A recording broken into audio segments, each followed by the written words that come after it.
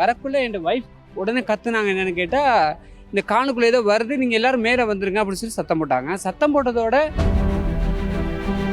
எங்களோட ஜெனரேஷனை பொறுத்தளவில் எங்களோட வரலாறுல நாங்கள் காணாத ஒரு பேரழிவாக தான் நாங்கள் பார்க்குறோம். தேயிலையை பறிக்கிறது தவிர மற்றபடி எங்களுக்கு போயிட்டு அங்கே மீன் பிடிக்கிற தொழில்லாம் எங்களுக்கு தெரியாது. எந்த நேரத்தில் எங்களோட மலையகம் இல்லாமல் போகுமோங்கிறது எங்களுக்கு ஒரு கேள்விக்குறியாக இருக்குது. அடுத்த கட்டத்துக்கு நீங்கள் படித்து நீங்கள் பெரிய ஆளாகி இந்த நிலப்பகுதிக்கான நிர்வாகிகளாக நீங்கள் மாறணும்.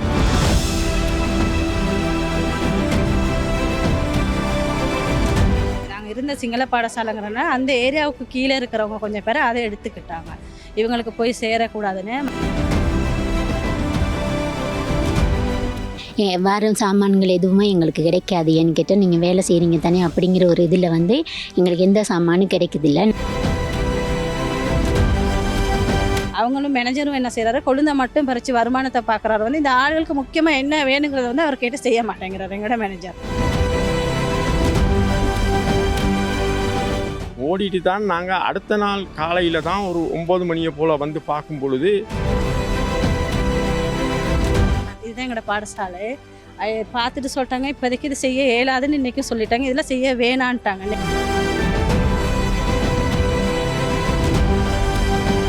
இப்போது உங்களுடைய அவசரமான தேவை என்று சொன்னால் எப்படியான தேவைகள் இருக்கிறது உங்களுக்கு?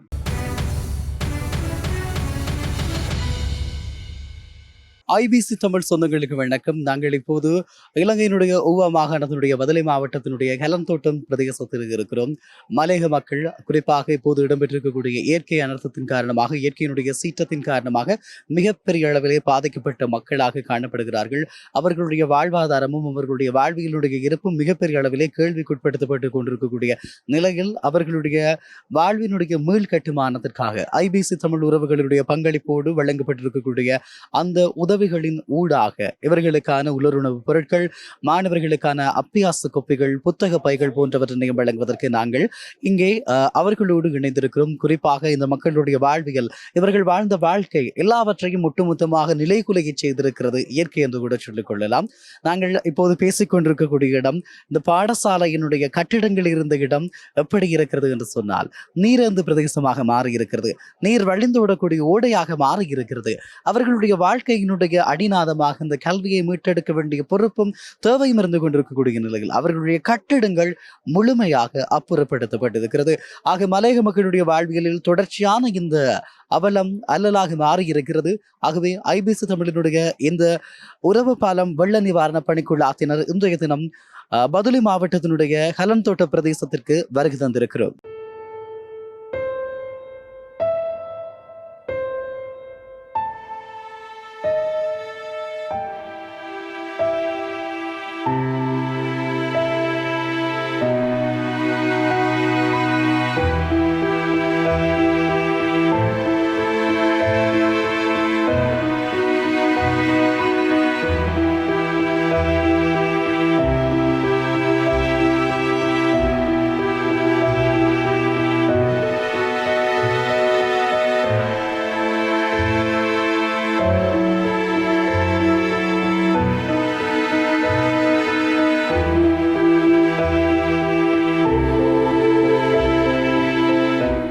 முதலாக எங்களுக்கு ஒரு 5:45 மாதிரி நானும் அந்த மச்சானும் சேர்ந்து இந்த காணுகளெல்லாம் துப்புராய் கொண்டு வந்தோம்.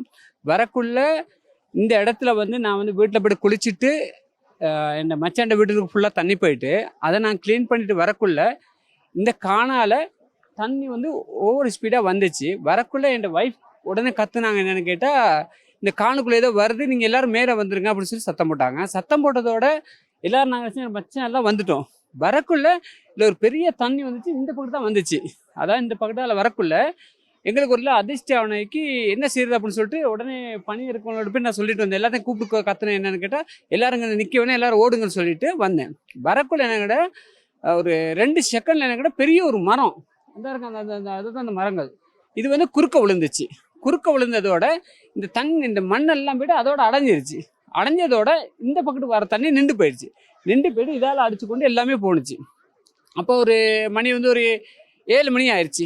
7 மணி ஆன பிற்பாடு எங்களுடைய ஃப்ரெண்ட்ஸ் மாதிரிலாம் அந்த லைத்தில் இருக்காங்க. அவங்க சொன்னாங்க நீங்கள் இந்த ஏரியாவில் இருக்கக்கூடாது, வாங்க எல்லாரும் போயிடுவோன்னு சொல்லிட்டு நாங்கள் போயிட்டோம் அந்த லைத்துக்கு. அப்போ அந்த லைத்துக்கு போன பிற்பாடு சரியாக விடிய நைட்டு ஒரு 12:30 மணி 1 மணியை மட்டும் இந்த தனி சத்தமும் கல் பிறகு போகிறது. அப்போ அதுக்குள்ளே இந்த ஏரியாவுக்குள்ளே இந்த கல் இந்த இதுக்கு அங்கால வந்து ஒரு 85 பேர் இருந்தாங்க. 85 பேரும் அங்கிட்டும் தண்ணி போகுது, இதே மாதிரி காணொன்றுக்கு அந்த பக்கால அதுலேயும் தண்ணி போகுது, இது போகுது. அப்போ இந்த நடுவுக்குள்ளே தான் இவங்க இருந்தாங்க அந்த விடிய மட்டும். அப்போ அந்த இருந்த நேரத்தில் இவ்வளோ மண் கல் இது வந்து சாதாரண அங்கே பனியை பார்த்தா அவங்களுக்கு தெரியும், பெரிய பெரிய பாறைகள்லாம் போயிருக்கு. இதெல்லாம் நைட்டு சரியாக நைட்டு ஒரு 12:40 வருது இந்த இதுக்கு போக மட்டும் அவ்வளோ பேர் ரொம்ப கஷ்டத்தோடு இருந்தோம். அதே மாதிரி என் வீட்டுக்குள்ளே அவ்வளோ மண்ணும் என் வீட்டுக்குள்ளே வந்துருச்சு.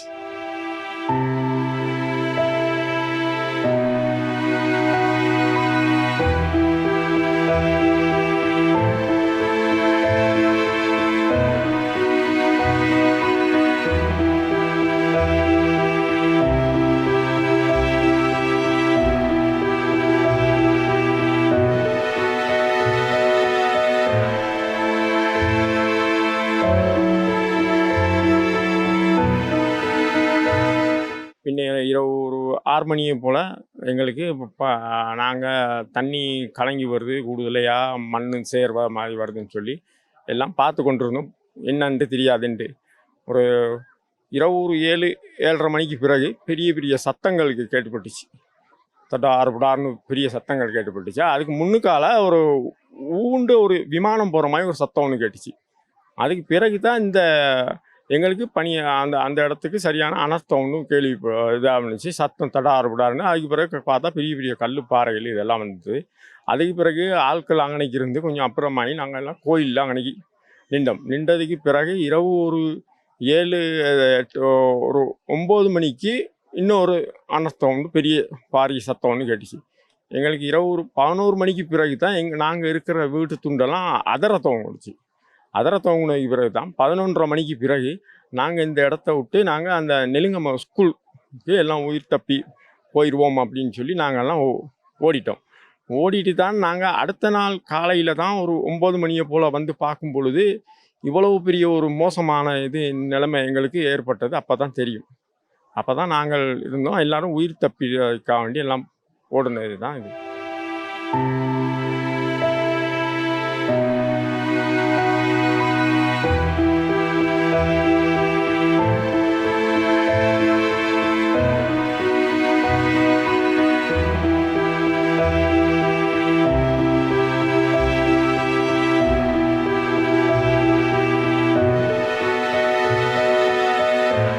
இப்படியான ஒரு பிரச்சனையில சிக்கியிருக்கக்கூடிய நிலையில் இந்த பிரச்சனையிலிருந்து மீளமைந்து வர வேண்டுமாக இருந்தால் உங்களுடைய தேவை எப்படியானதாக இருக்கு? எங்களுடைய தேவை என்னன்னு கேட்டால் இப்போ இருக்க சூழ்நிலை வந்து நாங்கள் போய்ட்டு போல நாள் முகாமில் தான் இருந்தோம். முகாமில் இருந்து தான் நாங்கள் வந்து இந்த நேரத்துக்கு.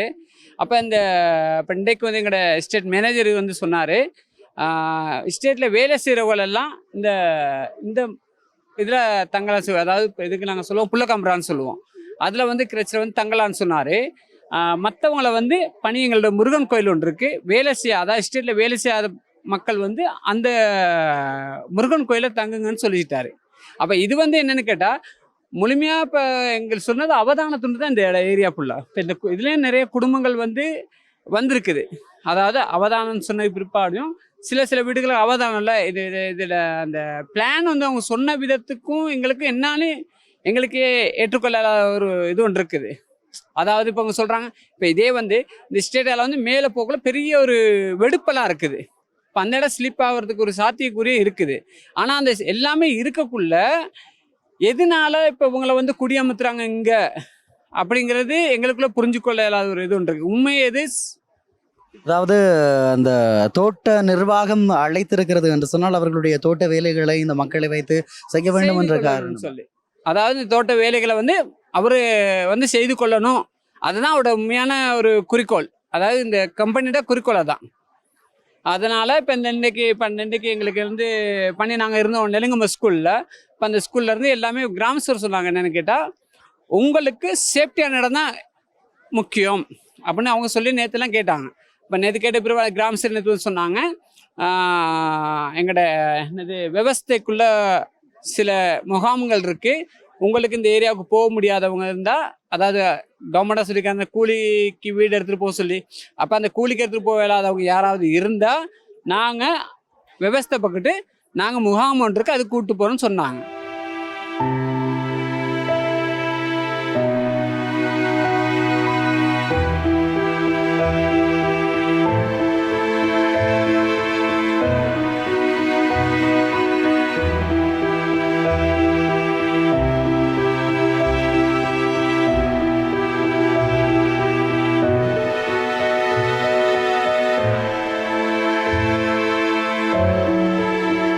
நாங்கள் ஐபிசி தமிழ் ஊடக நிறுவனம் எங்களுடைய இந்த உறவுப்பாளர் நிகழ்ச்சி திட்டத்துக்கு கீழே நாங்கள் வந்து உங்களுக்கு தெரியும், எங்களுடைய உறவுப்பாலம்ன்றது இலங்கையிலேயும் புலம்பெயர் தேசங்களில் வாழ்கிற எங்களுடைய மக்கள். அதன் ஒரு கட்டமாக முதல் கட்டத்தில் நாங்கள் என்னென்றால் உங்களுக்கு தெரியும் இதே அனர்த்தங்கள், ஆனால் உங்களளவுக்கு இல்லை, எங்களுடைய வடக்கு பகுதி கிழக்கு பகுதிகளிலையும் இருந்தது. அப்போ அந்த வகையில் தான் நாங்கள் முதலாக முல்லைத்தீவில் ஆரம்பித்த இந்த நிவாரண பயணம் அப்படியே நாங்கள் யாழ்ப்பாணம் மன்னார் போய் அப்புறம் அப்படியே திருவண்ணாமலை மட்டக்களப்பு அம்பாறைண்டு போயிருந்தது. ஆனால் அந்த உங்களுக்கு தெரியும் ஆரம்பத்தில் வந்த உதவிகள் நேரடியாக மக்களை போய் சென்றடையலை என்ற தகவல் எங்களுக்கு கிடைச்ச பிறகுதான் நீங்களும் ஒரு அங்கம் எங்களுடைய தமிழ் பேசும் மக்களில் அந்த உறவு பாலத்தில் மிக நேரடி அங்கமாக இருக்கிறதால இந்த அனர்த்தம் புலம்பெயர் தேசத்தையும் உங்களையும் இணைக்கிற இந்த திட்டத்தில் இன்றைக்கு உங்களோட இந்த இடம் தேடி கலன் எஸ்டேட் தேடி வந்திருக்கிறோம். இதே போல் பதுளையில் இருக்கிற இனிய பிரிவுகள்லையும் இருக்கிற மக்களோடும் அவங்களுடைய தேவைகளுக்கு எங்களால் முடிஞ்ச வகையில் எங்களுடைய புலம்பெயர் தேசத்து உறவுகள் உதவிகளோட இந்த உதவிகளை நேரடியாக அவங்களோட கைக்கு கொண்டு வந்து சேர்க்கணுமன்றது தான் எங்களுடைய நோக்கம். இங்கே வந்து பார்த்த பிறகு தெரியுது நீங்கள் எவ்வளவு ஒரு நெருக்கடியான ஒரு மிக பயங்கரமான சூழலிருந்து தப்பி இந்த அளவுக்கு நீங்கள் இருக்கிறது மிகப்பெரிய சந்தோஷம். அதுவும் இந்த சின்னாக்கள் அச்சம் இல்லாமல் நாங்கள் கூட இப்போ இதில் வந்துட்டு இன்றைய நாள் நினைக்கக்குள்ள ஒரு இதாக இருக்குது. நான் அவங்க சின்னாக்கள் முகங்கள் எந்த விதமான பயமும் இல்லாமல் இருக்கிறது அடுத்த ஒரு பக்கம் சந்தோஷமாக இருக்குது. ஏனென்றால் இவ்வளவு அனர்த்தங்களை எதிர்கொள்கிற வகையில் உங்களோட பிள்ளைகளை வளர்த்துருக்கிறீங்க. அந்த விஷயத்தில் ஒரு தகப்பனாக நான் சந்தோஷப்படுறேன். உங்களோட பிள்ளைகள் இவ்வளவு தைரியமாக இருக்கிறதுக்கு. அந்த வகையில் எங்களால் முடிஞ்ச உதவிகளை கொண்டிருக்கிறோம். கற்கிற இளம் சமுதாயம் தான் முக்கியம். ஒரு சிலர் சந்திச்சோம், இங்கே படித்து நல்ல நிலைமையில் வந்திருக்கிறாங்களோ அதே போல் இவங்களும் ஒரு நல்ல நிலைமைக்கு வரணும். ஆகவே எங்களுடைய உதவி திட்டத்தில் முதல் திட்டமாக இந்த கற்றல் உபகரணங்கள் இருக்குது, அதை நாங்கள் உங்களுக்கு வழங்கி வைக்கிறோம். நீங்கள் இந்த அனர்த்தங்கள் உங்களுடைய கல்வியை பாதிச்சிடக்கூடாது. தொடர்ந்தும் அடுத்த கட்டத்துக்கு நீங்கள் படித்து நீங்கள் பெரியாளாகி இந்த நிலப்பகுதிக்கான நிர்வாகிகளாக நீங்கள் மாறணும். ஏன்னா எங்களோட சந்தோஷமாக தான் நீங்கள் ஒவ்வொரு கட்டமாக அது கிராம சபையாளராக இருந்து பிரதேச செயலாளர் இருந்து அரசு அதிபர் வரைக்கும் ஏனைய திணைக்கள அதிகாரிகளாகவும் நீங்கள் படித்து ஒரு நல்ல நிலைமைக்கு வரணும். அதுக்கு எங்களுடைய ஐபிசி தமிழ் ஊடக நிறுவனம் உங்களோட துணை நிற்கும். என்றால் இன்றைக்கு இந்த இடத்த பார்த்துட்டோம். ஆகவே எங்களுக்கு தெரியும் உங்களுக்குரிய தேவைகள் பிரச்சனைகள் எங்களுக்கு தெரியும். அப்போ நாங்கள் ஒரு தமிழ் ஊடகமாக உங்களோட தொடர்ந்து பயணிக்க எண்ணியிருக்கிறோம். இந்த சந்தர்ப்பத்தை உங்களை காட்டி சரியான இடத்தை காட்டி தந்த திருவாளர் சசி அவர்களுக்கு நன்றி. அவர் தான் உங்களை உண்மையாக இந்த இடத்துக்கு கொண்டு வந்து சேர்க்கறதுக்கு காரணமாக இருந்தது. இல்லை எங்களுக்கு ஒட்டுமொத்தமாக பதுளை மாவட்டம் என்றதுக்குள்ள உண்மையாக நாங்கள் அதை சரியாக அந்த தமிழர்களை போய் சேரணுமென்று நினச்ச விஷயத்துக்கு சரியான இடத்துக்கு வந்திருக்கிறோம்.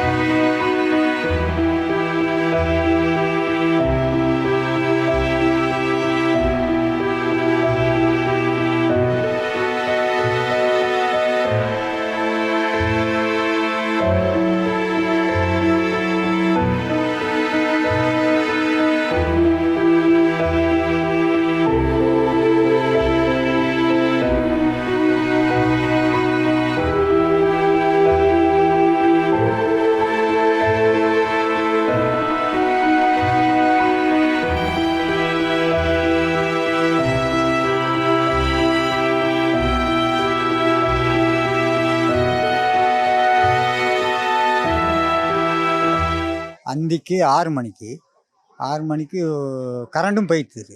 கரண்டும் போன பிற்பாடு நான் என்ன செஞ்சேன், ரோட்டுக்கு ஓடி வந்தேன். ஓடி வந்த பிற்பாடு ஊகுண்டு ஒரு சத்தமாக கேட்டது. சரி, நானும் பக்கத்து வீட்டு பொடியும் தான் அந்த ரோட்டால் ஓடி வந்தோம். ஓடி வந்த பிற்பாடு இங்கனைக்கில் வரக்குள்ள எங்களுக்கு பெரிய மரம் உண்டு, இந்த இடத்தால குரஸ் ஆகுனது. இப்போ நாங்கள் இங்கிட்டால போக இயலாது. இப்போ நான் சொன்னேன் அந்த பக்கத்து வீட்டு பொடி எங்கிட்ட, சிலிப்பொண்டு வருது, நம்ம ஆட்களுக்கு சொல்ல வேணும் அப்படின்னு. சொல்ல வேணும்னு சொல்லக்குள்ள அடுத்த சிலிப்பு வருது. கடைன்னு சத்தம் பெரிய ஒரு இதாக கேட்டு வருது. அப்போ நான் சொன்னேன், நீ பக்கத்து வீட்டுக்கெல்லாம் போய் சொல்லி இங்கனைக்குள்ள ஆள்லாம் வந்த பிற்பாடு அங்கிட்டு போகாதீங்க, பெரிய ஒரு சிலிப்பு வருது, நம்ம பாதுகாப்பாக இருக்கணும் அப்படிங்கக்குள்ள, நீ பக்கத்து வீட்டுகள்லாம் அந்த சிலிப்பு வர தண்ணி சத்தம் கூட ஒரு 4 குடும்பம் போல் நெருங்காமல் ஸ்கூலுக்கு போயிட்டாங்க. மற்றவங்களாம் இங்கே பாதுகாப்பாக நாங்கள் இருந்தோம். இருந்த பிற்பாடு இங்கிட்டு உள்ளவங்கள மக்கிய நாள் ஒரு 9 மணி போல் இங்கே உள்ள மரமெல்லாம் வெட்டி எடுத்து அந்த ஆக்கள் இங்கிட்ட எடுத்து அந்த ஸ்கூலுக்கால அனுப்பணும்.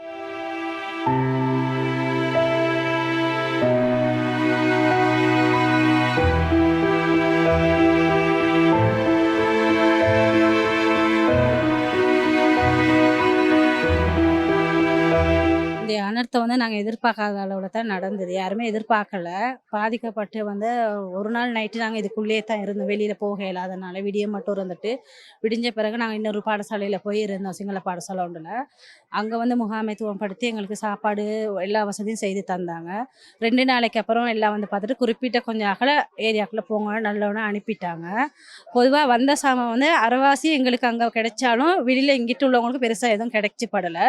அதுலேயும் இடையில வந்த சாமான்களை அந்த நாங்கள் இருந்த சிங்கள பாடசாலைங்கிறனால அந்த ஏரியாவுக்கு கீழே இருக்கிறவங்க கொஞ்சம் பேர் அதை எடுத்துக்கிட்டாங்க, இவங்களுக்கு போய் சேரக்கூடாதுன்னு. மற்றபடி எங்களுக்கு போக்குவரத்து செஞ்சு தரேன், இந்த ரோட்டெல்லாம் செஞ்சு தரேன், இன்னும் சரி வர எங்களுக்கு அதெல்லாம் செஞ்சு தரலை.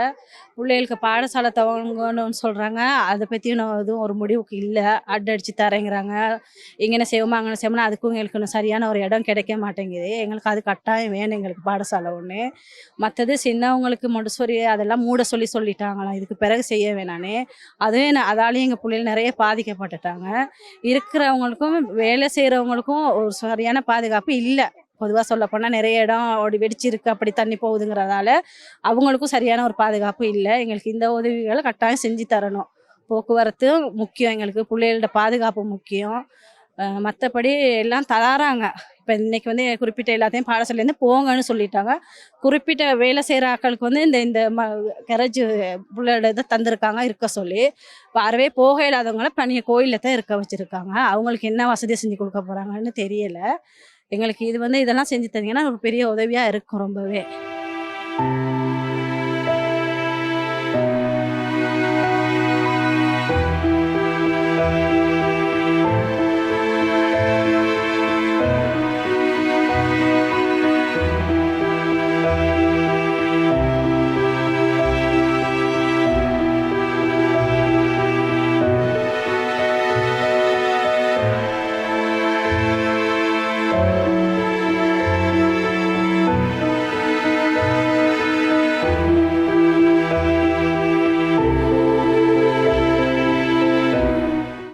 ஜனாதிபதி பல உதவி திட்டங்களை அறிவித்திருக்கிறார். வீடுகளை துப்புரவாக்குவதற்கு வீடு இல்லாதவர்களுக்கான தொகையின.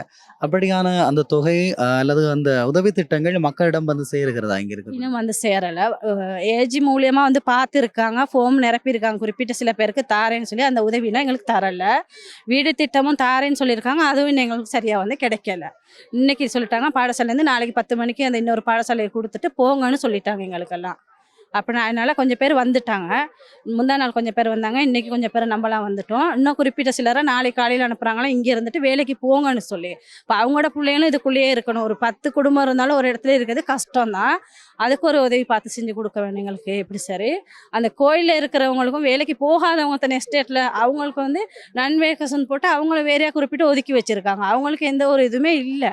இப்போ வேலை செய்கிற சில பேர்களுக்கு மட்டும்தான் அந்த உதவிகளை எஸ்டேட்டால் செய்கிறாங்க. அதுவும் குறிப்பிட்ட அளவு தான் செய்கிறாங்க, பெருசாக அதுவும் உதவி செய்கிறாங்க இல்லை. சரி, இப்போது மீளவும் தோட்ட பகுதிகளுக்கு வேலைக்கு அமர்த்தப்படுகிறார்கள் அல்லது அழைக்கப்படுகிறார்கள் என்று சொன்னால் தேயிலை கொழுந்து பறிப்பதாக இருக்கலாம். இப்படியான பணிகளுக்கு செல்வதற்கு பொருத்தமான சூழல் அல்லது பாதுகாப்பான சூழல் காணப்படுகிறதா? ஒரு சில பகுதிகள் இருக்குது, ஒரு சில பகுதிகள் ஒதுக்கப்பட்டிருக்கு. இதுக்குள்ளே போகக்கூடாது, இந்த பிரச்சனையான துண்டுகள்னு சில ஏரியாக்கள் ஒதுக்கியே வச்சுருக்காங்க, போக வேணான்னு. அப்போ அந்த சைடில் உள்ள ஆட்கள் தான் இங்கே வச்சுருக்காங்க, அந்த மே சைடில் இருக்கிறவங்களெல்லாம். குறிப்பிட்ட சைடில் நல்லா இருக்குங்கிறவங்கள மட்டும்தான் அனுப்பி அந்த துண்டில் மட்டும்தான் கொழுந்து பறிக்க எடுக்கிறாங்க. அவங்களும் மேனேஜரும் என்ன செய்கிறாரு, கொழுந்தை மட்டும் பறித்து வருமானத்தை பார்க்குறாரு. வந்து இந்த ஆளுகளுக்கு முக்கியமாக என்ன வேணுங்கிறத வந்து அவர் கேட்டு செய்ய மாட்டேங்கிறார் எங்களோட மேனேஜர். அது வந்து எங்களுக்கு ஒரு பெரிய கவலை தான். இப்போது உங்களுடைய அவசரமான தேவை என்று சொன்னால் எப்படியான தேவைகள் இருக்கிறது உங்களுக்கு? இப்போதைக்கு எங்களுக்கு வந்து ஆட்களுக்கு சாப்பாடு இப்போ போனவங்களுக்கு எப்படியுமே வேணும். போங்கன்னு இன்றைக்கி நேற்று அனுப்பிட்டாங்க. அவங்க இனி ஒரு இடத்த பார்த்து இருந்துக்கிட்டே தொழில் செய்கிறதுக்கு அப்படியே வேண்டியது. கல்வி திட்டத்தின்படி அவங்களுக்கு ஸ்கூலுக்கு போங்கன்னு சொன்ன ஒரு இடத்த பார்த்துக்கோங்க, அந்த வசதிகள் எங்களுக்கு கட்டாயம் வேணும் பிள்ளைகள்கிட்ட. மற்றது டவுனில் படிக்கிற பிள்ளைகளும் இருக்காங்க, அவங்களுக்கு போக்குவரத்து எங்களுக்கு கட்டாயம் தேவைப்படுது. இது முக்கியமான பிரச்சனை. அவசரத்துக்கு போகிறதுக்கு வரேன்னா எங்களுக்கு ரோட்டுகள் கொஞ்சம் பிரச்சனை. நைட்டில் எல்லாம் அவசரம்னா போகிறதுக்கு கொஞ்சம் பயமாக இருக்குது. இந்த இந்த பிரதேசத்தில் பாடசாலையினுடைய ஒரு கட்டுமானம் இருந்து இல்லாமல் போனது என்று குறிப்பிடுகிறார்கள். அதை நீங்கள் பாடசாலை தான், இதுதான் எங்களோட பாடசாலை. பார்த்துட்டு சொல்லிட்டாங்க, இப்போதைக்கு இது செய்ய இயலாதுன்னு இன்றைக்கும் சொல்லிட்டாங்க, இதில் செய்ய வேணான்ட்டாங்க இன்றைக்கி நாங்கள் பேசுனதில். அப்போ நாங்கள் சொல்ல எங்களுக்கு ஒரு இடத்த தாங்கன்னு நாங்கள் கேட்குறோம். எங்களுக்கு இடம் சரி, பில்டிங்கும் சரி கட்டித்தாங்க, எங்கள் பிள்ளைகளுக்கு எங்களுக்கு பாடசாலை கட்டாயம் வேணும். அது எங்கள் உரிமை, நாங்கள் கேட்குறோம்.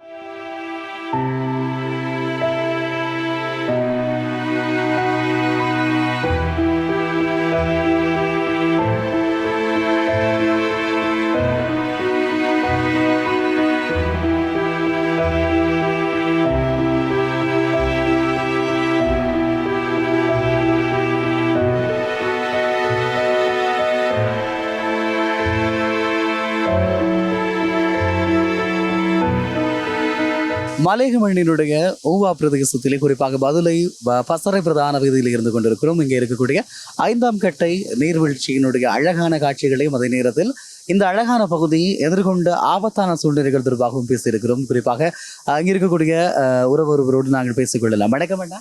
வணக்கம். வணக்கம், எப்படி இருக்கிறீங்க? நாங்கள் இந்த காலத்தில் கொஞ்சம் அனர்த்தத்துக்கு நாங்கள் முகம் கொடுத்துருக்குறோம். கடந்த காலத்தில் பசுமையான ஒரு இடத்துல இருந்து இப்போ அனர்த்தம் காணப்படுற ஒரு பிரதேசத்திலேருந்து நாங்கள் உங்கள்கிட்ட பேசிகிட்டு இருக்கிறேன். நிச்சயமா அந்த பிரதேசத்தை பார்க்கிற போது மிக அழகாக ரம்மியமாக காணப்படுகிறது. இந்த அழகான நினைவுகளும் இருக்கும், அதே நேரத்தில் இந்த பிரதேசத்தினுடைய அண்மைய நாட்களினுடைய ஆபத்தான நினைவுகளையும் உணர்ந்திருப்பீர்கள். எப்படி உணர்கிறீர்கள்?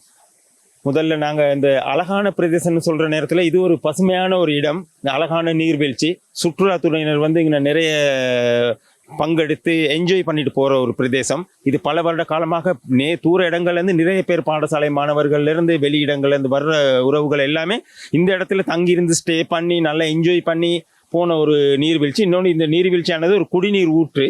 இன்னொரு பெரிய டேம் ஒன்று இருந்திருக்கு, நீங்கள் அங்கே பார்த்தீங்கன்னா அது அப்படியே மூடப்பட்டிருக்கு. ஸோ இப்போ இந்த காலம் வந்து கடந்த 27 நவம்பர் 27ஆம் தேதி அடிப்பட்ட இந்த மலையில் இந்த சூழல் அப்படியே மாறி போயிருக்கு. இப்போ இந்த பள்ளமெல்லாம் பார்த்தீங்கன்னா பள்ளம் தோண்டி போயிருக்கு. நாங்கள் எதிர்பாராத ஒரு மலை ஒன்றை நாங்கள் சந்தித்தோம். இது எங்களுக்கு இது கசப்பான ஒரு உணர்வு.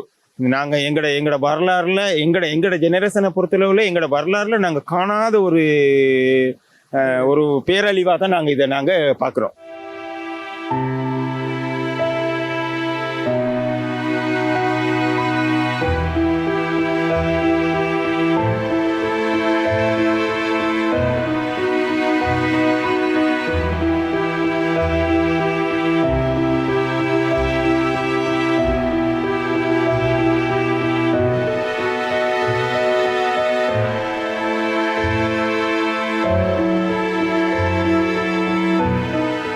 இந்த பிரதேச பொறுத்தளவில் நீங்கள் கேள்விப்பட்டிருப்பீங்க, அடிக்கடி பதுளை பசறை வீதி அடிக்கடி மண் சரிவு ஏற்படுற ஒரு பகுதி.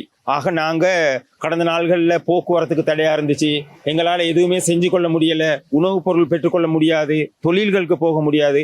ஆனாலும் ஒவ்வொருத்தரோட முயற்சியின் காரணமாக அந்த பாதைகள் சீர் செஞ்சு நாங்கள் இப்போ அதை நாங்கள் தொடர்றோம். எங்களுக்கு கசப்பான உணர்வு என்னென்னா, எந்த நேரத்தில் எங்களோட மலையகம் இல்லாமல் போகுமோங்கிறது எங்களுக்கு ஒரு கேள்விக்குறியாக இருக்குது. இந்த மலையகம் வர வர இப்போ சுருங்கிக்கிட்டு போகுது. உள்ள மலைகள் எல்லாம் வெடிப்பு வந்து மக்கள் எல்லாம் அனர்த்தமாகி தங்குறதுக்கு வீடு இல்லாமல் உறவுகளோட வீட்டுகள்லையும் தெரிஞ்ச இடங்கள்லையும் போய் தங்கி இருக்கிறாங்க. இப்போ நாங்கள் ஊருக்குள்ளே போய் பார்த்தோம்னா நிறைய விஷயம் மக்கள் வந்து அப்படிதான் இன்னும் விட்டு இருக்கிறாங்க. ஸோ இப்போ நான் சொல்ல போனால் அந்த பழைய நினைவுகளுக்கு மேலே இப்போ இந்த உணர்வுகள் வந்து எங்களுக்கு ஒரு பெரிய ஒரு மனவேதனையை கொடுத்துட்டு தான் இருக்கு.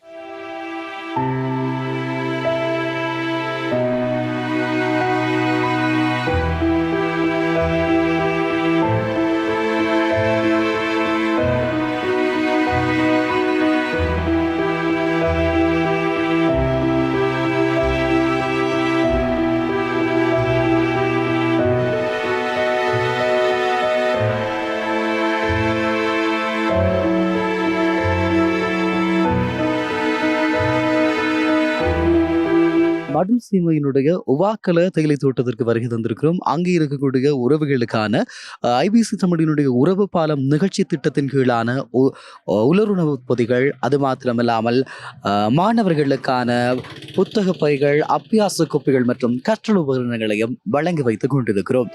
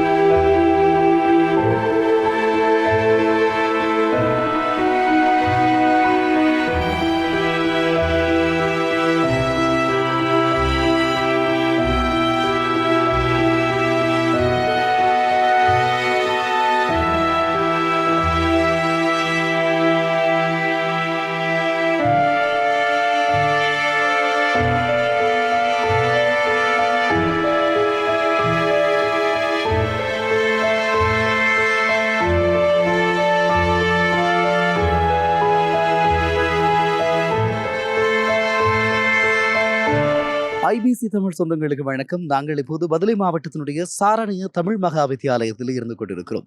இங்க இருக்கக்கூடிய இடைத்தங்கல் முகாமில் இருக்கக்கூடிய எங்களுடைய மலையக உறவுகளை தேடி வருகை தந்திருக்கிறோம். ஒரு மலைப்பாங்கான பிரதேசம், குறிப்பாக மலையினுடைய உச்சியில் இருக்கக்கூடிய ஒரு கிராமம். இந்த மக்கள் வாழ்ந்த பகுதிகளில் உடனடியாக இங்கிருந்து வெளியேறுமாறும், தொடர்ந்து இங்கு வசிக்க முடியாது என்ற நிலைமையிலான அறிவுறுத்தலும் வழங்கப்பட்டிருக்கக்கூடிய ஒரு பிரதேசத்திலே மிகுந்த சிரமத்தின் மத்தியில் எங்களால் இந்த பயணத்தை தொடரக்கூடியதாக இருந்தது. குறிப்பாக உதவி நிலைகளுக்கு அப்பால் அல்லது அனைத்து நிவாரணங்கள் வழங்கப்படுகின்ற நிலைகளுக்கு அப்பால் மிக உயரமான பகுதிகளிலே வசிக்கக்கூடிய இந்த மலையக உறவுகளை தேடி வருகிறோம்.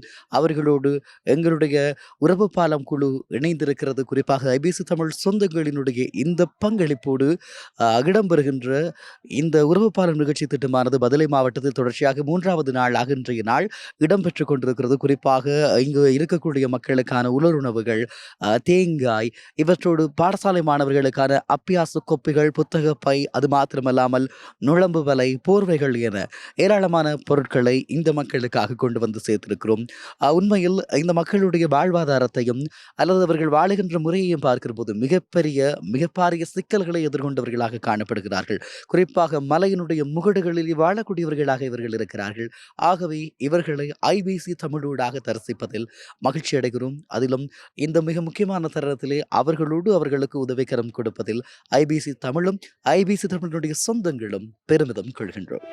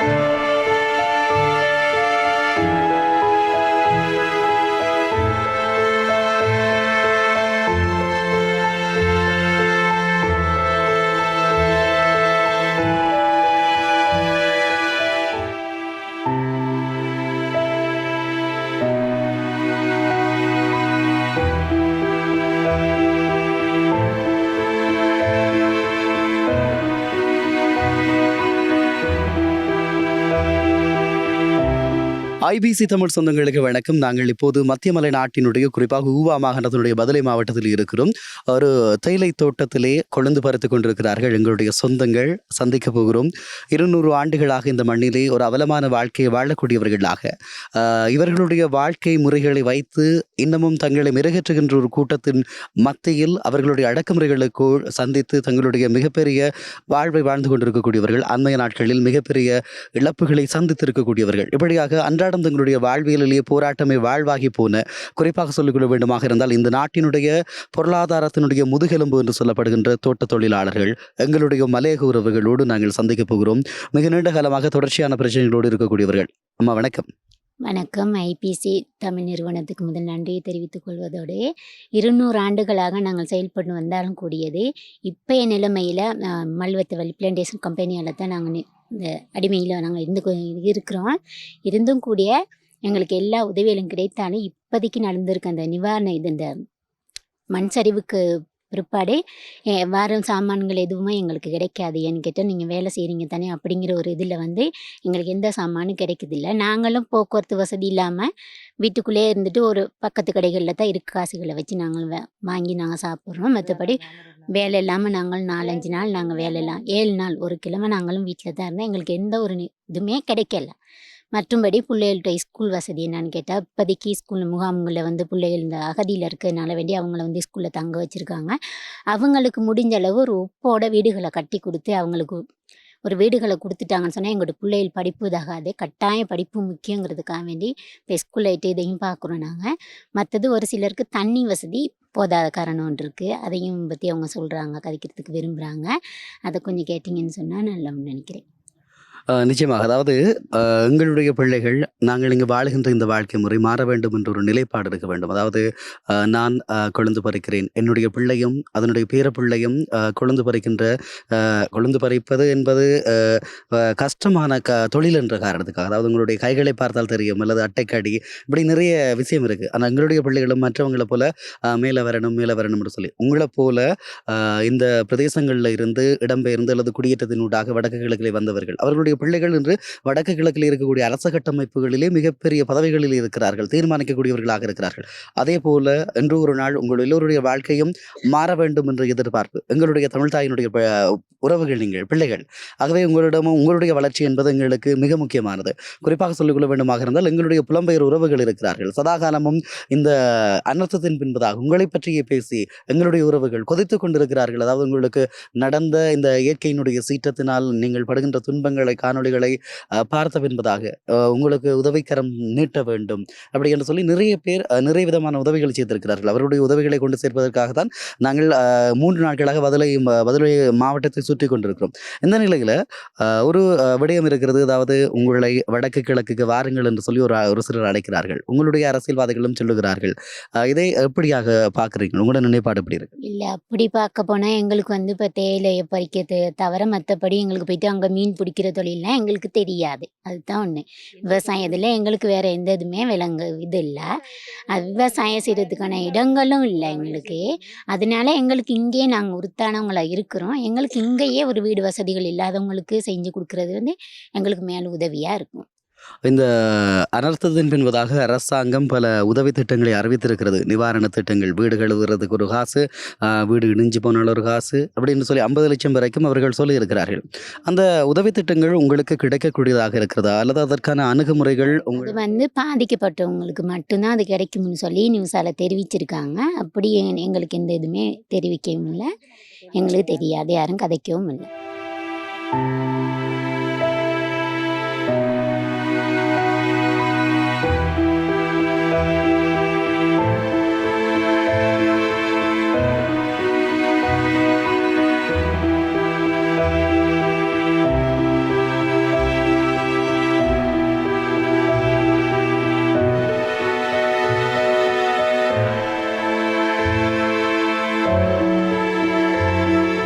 இந்த மக்களினுடைய வாழ்வியலில் ஒரு மாற்றம் தேவை என்பது மிக நீண்ட காலமாக கூறக்கூடிய விடயம். இலங்கையில் 200 ஆண்டுகளாக இலங்கையினுடைய பொருளாதாரத்தினுடைய முதுகெலும்புகளாக இந்த தேசத்திற்காக மாடாய் உழைத்து ஊடாய் தீய்ந்த இந்த மக்களுடைய வாழ்க்கை இன்னமும் ஒரு ஆபத்தான சூழலை எட்டி நிற்கிறது. ஒரு வெள்ளப்பெருக்கு, ஒரு மண் சரிவு வந்தவுடன் அவர்கள் தங்களுடைய இடங்களில் இருந்து அப்புறப்படுத்தப்படுகின்ற, இடம்பெயர்கின்ற, அவர்கள் தங்களுடைய அவயங்களை இழக்கின்ற, உயிர்களை இழக்கின்ற நிலைமைக்குத்தான் இருந்து கொண்டிருக்கிறார்கள். ஆகவே இலங்கை என்ற ஒரு நாட்டினுடைய உன்னதமான குடிகளாக, தங்களுடைய உழைப்பால் இந்த நாட்டின் முதுகெலும்புகளாக திகழுகின்ற இந்த மலையக மக்களுடைய வாழ்க்கையில் ஒரு நிரந்தரமான மாற்றம் தேவையானதாக இருக்கிறது. அதற்கான முனைப்புகள் இங்கு செய்யப்படுமா என்பதே எல்லோருடைய கேள்விகளுமாக இருக்கிறது. இந்த மக்களுடைய மனங்களில் இருந்து எழுகின்ற கேள்விகள், அவர்களுடைய எதிர்பார்ப்புகளுக்கான பதில் எப்போது கிடைக்கும்?